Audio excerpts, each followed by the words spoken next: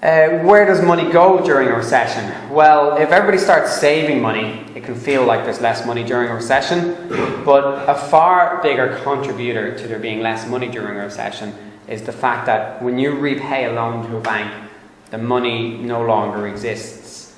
Now, if it's the first time you've heard that, that'll definitely need some explanation, but it does make perfect sense from an accountancy point of view as well. If you repay a loan to a bank, you leave with a lower bank balance and a lower debt to the bank. So they debit your account and they credit their debtor's account. So two accounting entries go down and that's it. That's why the money just doesn't exist anymore. Now, if anybody feels it does, or if anybody thinks that the banks are hoarding money somewhere, just bear in mind, what account would they debit the money to and what would be the corresponding credit entry. So that's why there's less money during a recession. When you repay a loan, the money no longer exists. Now, this is a lesser known fact, so don't have as many quotes in this, but I do have some. Every loan, overdraft, or bank purchase creates a deposit, and every repayment of a loan, overdraft, or bank sale destroys a deposit.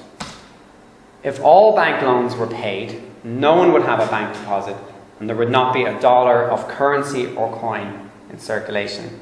And finally, from Mervyn King again, what the banking system has been doing is destroying money. And he was referring to loan repayments when he said that.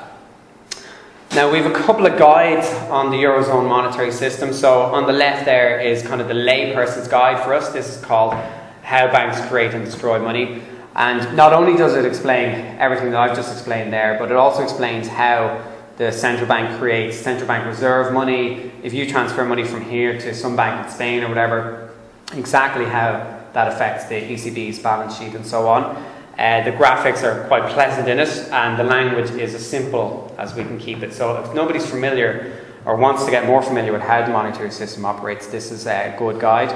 If you're already familiar with accountancy, you could jump straight into our academic paper on this, which is How Money is Created and Destroyed, a guide to the Eurozone monetary system. And that just explains everything as well, but just a little bit more technical language. And it shows actual balance sheets and so on.